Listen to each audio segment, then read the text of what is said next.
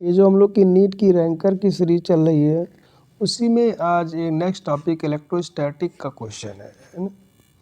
तो देखते हैं इसको। This question is dedicated to late my father and grandfather and question is this in front of you. If the earth's surface is treated as conducting surface with some charge, what should be the order of magnitude of the charge per unit area in coulomb per meter square so that a proton remains suspended in space near the earth's surface? क्या कह रहा है question, देखिए जरा ध्यान से।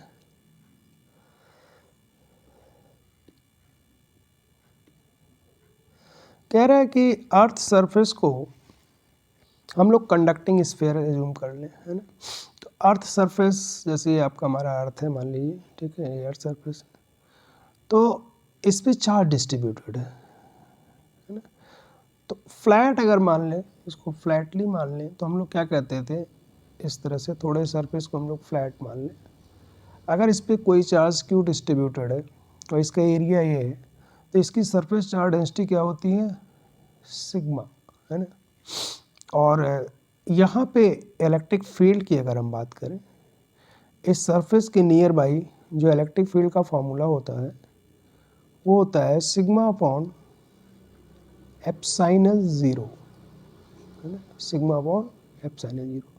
Conducting surface अगर है उसके नियर बाई इलेक्ट्रिक फील्ड की value sigma upon epsilon zero होती है अगर उस कंडक्टिंग सरफेस की सरफेस चार्ज डेंसिटी सिग्मा है। सरफेस चार्ज डेंसिटी का मतलब चार्ज पर यूनिट एरिया, है ना। सिग्मा का फॉर्मूला क्या होता है, हम लोग पढ़ते थे, चार्ज पर यूनिट एरिया।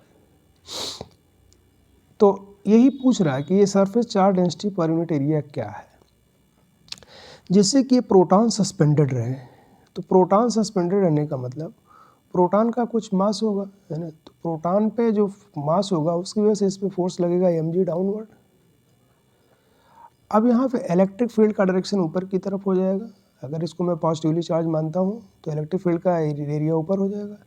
और ये प्रोटॉन प्लस चार्ज है, प्लस चार्ज पे इलेक्ट्रिक फील्ड के डायरेक्शन में फोर्स लगता है QE, है ना। प्लस चार्ज पे इलेक्ट्रिक फोर्स लगता है QE। तो अगर ये QE और mg ये दोनों इक्वल हो जाते हैं तो इस कंडीशन में ये प्रोटॉन बैलेंस हो जाएगा। तो for equilibrium of the proton, for equilibrium of proton, for equilibrium of proton क्या होना चाहिए, QE की वैल्यू किसके बराबर होनी चाहिए, mg के बराबर होना चाहिए। Q तो चार्ज है किस पे, प्रोटॉन पे, तो इसको लिख दीजिए E। और E की वैल्यू हमने क्या निकाला, सिग्मा अपॉन एप्सिलॉन ज़ीरो। और ये किसके बराबर हो जाना चाहिए, mg के। तो अगर मैं यहाँ से सिग्मा फाइंड करूँ तो हो जाएगा mg epsilon zero upon E। ये सरफेस चार्ज डेंसिटी अगर है तो प्रोटॉन हमारा इक्विलिब्रियम में हो जाएगा। हमको इसी की वैल्यू कैलकुलेट करनी है, तो ज़रा रख लेते हैं। सिग्मा m क्या है, मास ऑफ प्रोटॉन, प्रोटॉन को स्टे करना है तो प्रोटॉन का मास है, तो 1.67 इंटू 10 टू द पावर -27। और जी की वैल्यू कितनी ले लेते हैं, 10। एप्सिलॉन ज़ीरो जो हमारा होता है वो क्या होता है, 8.85 इंटू 10 के पावर -12।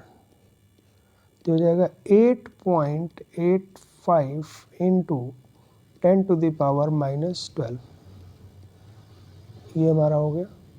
और ई की वैल्यू कितनी है, 1.6 into 10 to the power -19, 1.6 into 10 के पावर 19, माने सरफेस चार्ज डेंसिटी की वैल्यू हमारी इतनी होनी चाहिए। तो रफली अगर मैं इसको कैलकुलेट कर लेता हूँ तो देखो क्या आएगा, ये 1.6 से 1.6 कैंसिल हो जाएगा। पावर्स की बात कर लेते हैं, ये -19 है और ये -27 और -12, तो -27 और -12 कितना हो जाएगा, -39 और ये -19, तो -19 ये लगभग हमारा हो जाएगा क्या, -39 और 10 पावर -20, ये पावर में आ गया। और ये 1.6 से 1.6 से कट गया, और यहाँ पे ये 10 भी है एक, ओके। तो ये 10 हो गया, तो ये -19 हो गया। क्या हो गया ये? 10 के पावर -19, ये -19 हो गया। और ये क्या है? 8.85। तो 8.85 इंटू 10 के पावर -19, तो ये लगभग 10 मान लिया जाता है 8.85 को, तो ये लगभग हो जाएगा 10 के पावर -18।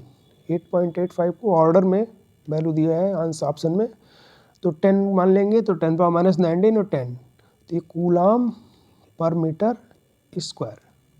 मतलब अर्थ सरफेस के नियर जो इलेक्ट्रिक फील्ड है वो इतनी हो जाएगी कि प्रोटॉन पे जो ऊपर की तरफ फोर्स लगाएगी वो प्रोटॉन के मास को, वेट को बैलेंस कर लेगा, माने QE is equal to mg हो जाएगा।